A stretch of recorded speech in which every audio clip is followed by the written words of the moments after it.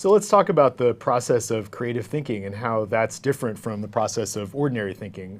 Most of the time we're doing ordinary sort of habitual thinking, right? Yeah. And we talked about that in the last section, and actually that's a good thing because it helps us get through the day quickly and efficiently, right? Yeah, and I think the thing to realize there is that we know now I'm going to do this task. Here's what I'm going to do right now. Yeah. And then you start acting and making progress. And so we're aware usually of the story that we're building while doing our work, right? So if someone said to you, hey, what have you been up to? You can tell them the story, right? Right? Yeah. But what's less obvious is the perspective that I took on that to generate that story. Right, so in order to be creative, you have to actually know how to change those perspectives, right, which can be challenging. Right, so we need to separate the story of what we're doing from the perspective on what we're doing. And that's how we distinguish ordinary thinking from creative thinking.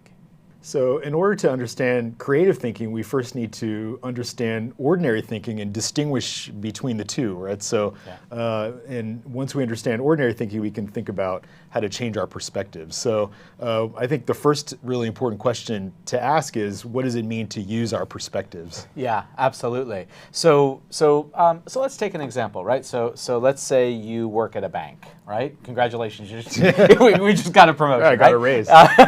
So you work at a bank and it's annual review time, right? So you're going to go in and you're thinking, hey, I did a great job this year. You know, I had a wonderful time. I was really productive. I'm going to go in and have a really nice discussion with my boss, and they're going to recognize how well I did and give me a great bonus and whatever, right? So that's what you're thinking. You've been through annual reviews before. You have an idea of what you think counts as good performance at the bank. Yeah. And so you're using that perspective to anticipate the discussion, hold the discussion, and possibly even after you're done, go on with your day, right? Yes, I've completed another annual review. Yeah. And maybe it was painful, maybe it was exciting, but it's what I basically expected it would be. And so in that case, you're drawing on an experience you've had in the past, you're putting that perspective together to make sense of what you're doing and how to go about it. And so your story's advancing, but your perspective isn't really changing, right? So you're using how to have an annual review conversation with my boss, that perspective, to advance through the story of that particular annual review conversation. So I've used an existing perspective to advance a story to get something done. So that would be an example of the kinds of ordinary thinking we rely on to sort of get through our day. Exactly. We just sort of follow through with our assumptions.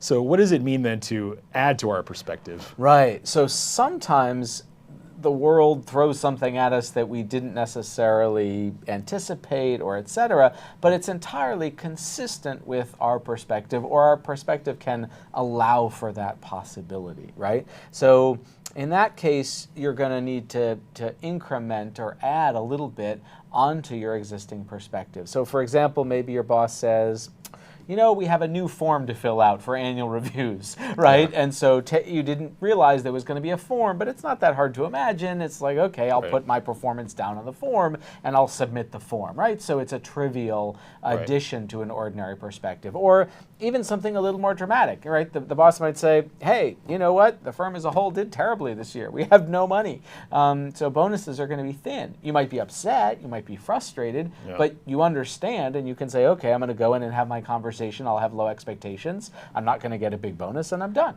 Right. So my perspective has shifted. Oh, there's a new form. Oh, the bonus won't be big. But I haven't changed how I really think about anything. I'm just updating information. So the world changes around us, and we have to make incremental changes to our existing perspective that sort of add on, but don't really dramatically change our view of the world. Exactly. We accommodate them. We accommodate the change. Right. Yeah. And so that's an example, again, of sort of their ordinary process of thinking through things as they happen. Exactly. But then that begs the question, how do you change your perspective rather than just add to it? Right. So now we get to the good stuff, right? So this is creativity, right? So using and adding to our perspective are ordinary thinking processes. And so the difference with creativity is that we're going to change our perspective. So, all right, so maybe you get the form from your boss and it says something like, how many times did you help a colleague win a client? Right. And you're thinking, wait a minute, my annual review is about my individual performance. What's this? Right. Right? Or maybe you think, well, the firm doesn't have any money to give out, but what else could they do for me? Is there something other than money that I could ask for? And that could be a shocking revelation, right? You could go, wait a minute, I didn't know they were measuring this kind of performance, and now I feel totally differently about what I did last year and what I might do next year.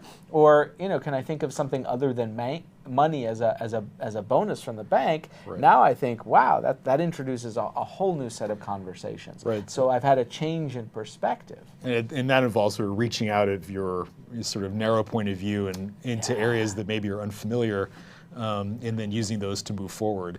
And go backwards. So what's interesting about perspective changes is not only do they open new pathways going forwards, but they can change where you think you are right now and where you think you've been. And you can completely reinterpret where you've been based on this change of perspective. Right. It's like a plot twist in a story, right? It makes you go, oh, that was what was going on earlier in the story. That's why nobody sits with me at lunch, because I didn't know that was part of my job. Oops.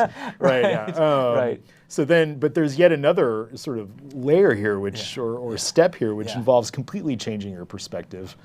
So what's the process there? Sort of building an entirely new perspective. So not only can I flip from one way of looking at it to another, but I could say, well, my old way isn't working, but I don't have a new way, and I have to construct that.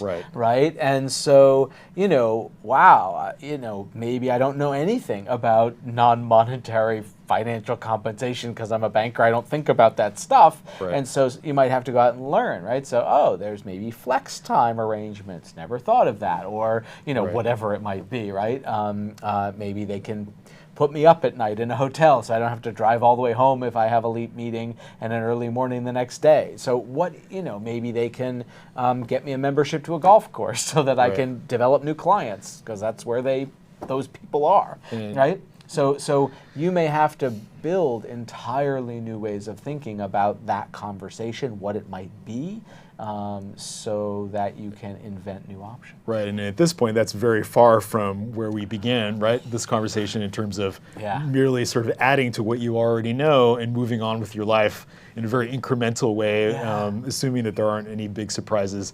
Completely changing your perspective requires rethinking everything you think you know and moving into something completely new, which can be pretty scary. Absolutely. Well, and it might mean you have to go learn, right? It might be, I don't know, let me get back to you next week and I'll figure out what I should even be talking about with you because right now I'm blank.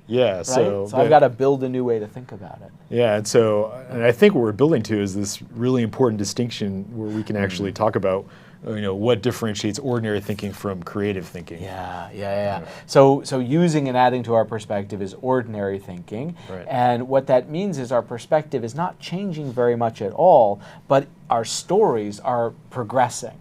Whereas when you change your perspective or you build a new perspective, usually your story isn't advancing much at all. But your perspective is changing like crazy, right? Because we're figuring out a different way to even understand what we're doing. And so our stories stop, but our perspectives change or get built, and then that in turn is going to allow us to feed back and tell entirely different stories than we had before. I would assume, given how easy it is to stick with our habits, one important thing that's going to talk about, would be what even leads us down that path. Well, we're gonna get to that in a bit, but I think that's why it's really helpful to think about the difference between a story and a perspective, right? So we often think about the story. What am I doing now? What did I do before? What am I going to do next?